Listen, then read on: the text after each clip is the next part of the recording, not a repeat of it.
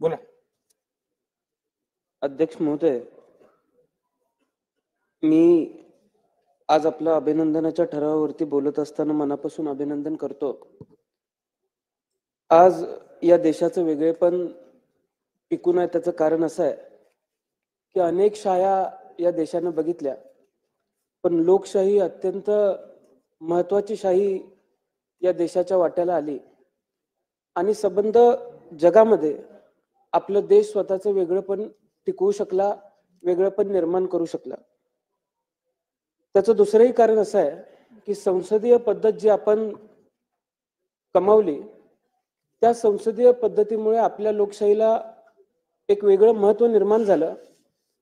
Doctor Babasaheb आंबेडकरांनी जो एक मताचा अधिकार आपल्याला सर्वांना दिला, त्या एक मताच्या माध्यमातून आपण जो अधिकार आपल्याला मिळाला त्याच्या माध्यमातून इथं सर्व सन्मान्य सदस्य बसलेले आहेत.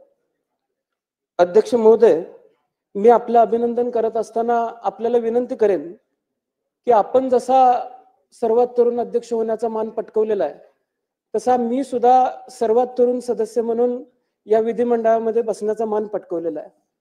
त्यामुळे तरुण अध्यक्ष म्हणून तुमचं सर्वात तरुण विधिमंडळाच्या सदस्याकडे बारीकपणाने लक्ष असेल अशी विनंती सुद्धा मी आज या ठिकाणी करतो. त्याचबरोबर अध्यक्ष महोदय, तुमचं लक्ष माझ्याकडे असावं याचं दुसरं कारण असं आहे की आपण सुद्धा एक निष्णात वकील आहात.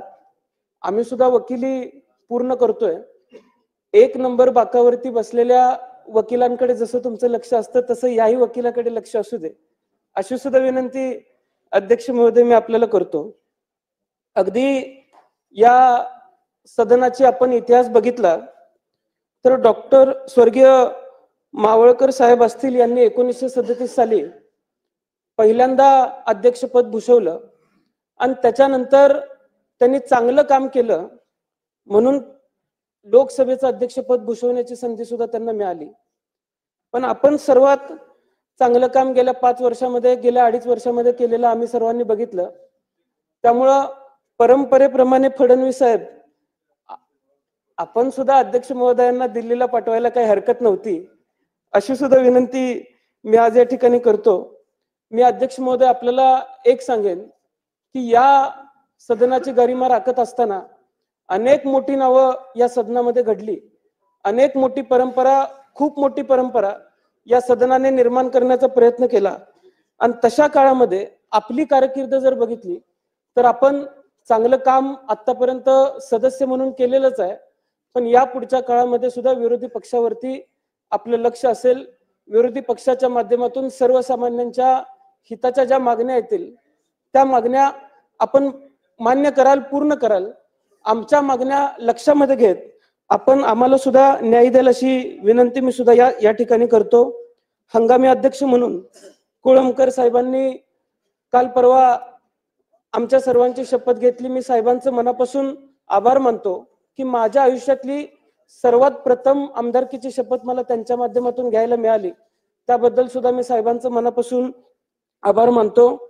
आदरणीय फडणवीस साहेबांचं सुद्धा मी मनापासून अभिनंदन करतो. फडणवीस साहेब, संत तुकारामांच्या वाणीतून एक अभंग आलेला आहे की अमृताहुनी गोड तुझे नामदेवा. आता संतांच्या वाणीतून सुद्धा आपलं नाव इतक्या गोड पद्धतीने घेतलं गेलेलं आहे. त्यामुळं पुढच्या काळामध्ये काम करत असताना तुम्ही विरोधी पक्षाला गोड पद्धतीची वागणूकच द्याल अशी विनंती सुद्धा मी आज या ठिकाणी आपल्याला करतो. आणि फडणवीस साहेब, अमृताहुनी गोड मी मुद्दामच म्हणलं कारण पुराणामध्ये सुद्धा अमृताला एक वेगळं महत्व होतं. आणि आजही अगदी मी आपल्याला फडणवीस साहेब विनंती करेन की विरोधी पक्षाला सुद्धा आपण सहकार्य कराल.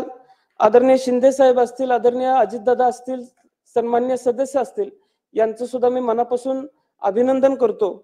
आणि येत्या काळामध्ये अध्यक्ष महाराज, माझी आपल्याला विनंती असणार आहे की अनेक लोकांशी चर्चा केल्यानंतर वेगवेगळ्या ज्या समित्या गठीत होतात त्या समित्यांच्या माध्यमातून चांगलं कामकाज या सदनामध्ये व्हावं अशी सुद्धा विनंती मी आपल्याला करतो. कारण अनेक आमदारांकडून, अनेक सदस्यांकडून असं आम्हाला ऐकायला मिळालं की जी आश्वासनं अधिवेशनाच्या दरम्यान दिली गेली त्या आश्वासनांची पूर्तता होत नाही. त्यामुळे आश्वासन समिती असेल किंवा इतर समित्या असतील याचं सुद्धा आपण चांगल्या पद्धतीने वचक त्यावरती ठेवावा आणि त्या माध्यमातून सन्मान्य सदस्यांना न्याय देण्याची भूमिका आपण सर्वांनी घ्यावी. चांगले कायदे या सदनामध्ये तयार व्हावेत.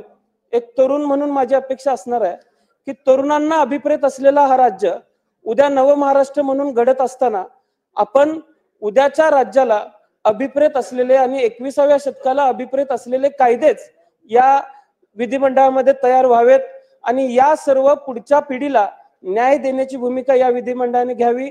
एवढीच विनंती मी आपल्या सर्वांसमोर आज या ठिकाणी करतो आणि पुन्हा एकदा अध्यक्ष महोदय मी मनापासून आपलं अभिनंदन करतो. धन्यवाद.